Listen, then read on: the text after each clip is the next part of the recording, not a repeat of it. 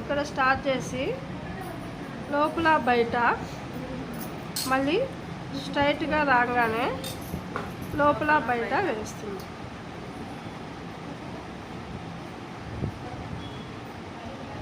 మళ్ళీ లోపల బయట వేసుకొని మళ్ళీ దీనిపైకి లోపల బయట వేస్తుంది.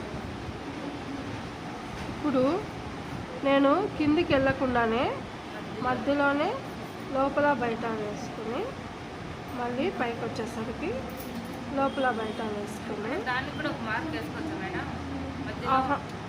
మార్క్ వేసుకోకూడదు, అంటే ప్రతిసారి రాకూడదు అనమాట. మధ్య మధ్యలో 1-2 సార్లు మాత్రమే. అవును.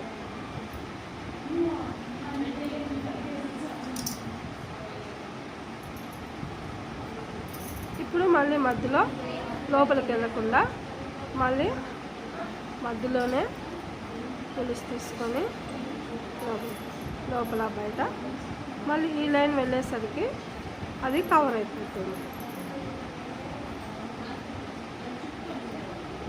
ఫ్లేవర్ మొత్తం అలానే. అవును.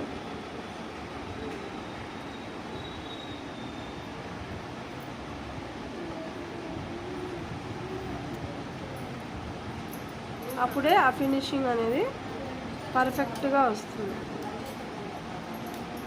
పైకి వచ్చేదేమో పైకి వచ్చేయాలి బాగా, జస్ట్ కిందికి వెళ్ళేటప్పుడు మాత్రమే లోపల వరకు వెళ్ళకుండా సగంలో నుంచే వచ్చి సగానికి వెళ్ళిపోవాలి.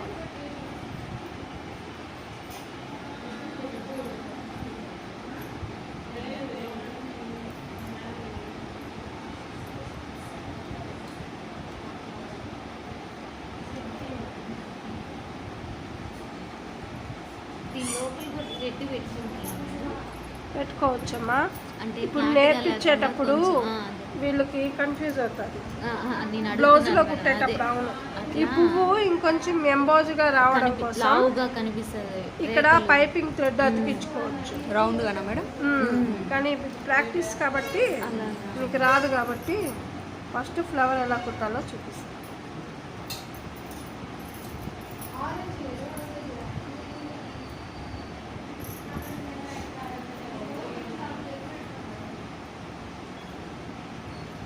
అర్థమైందా?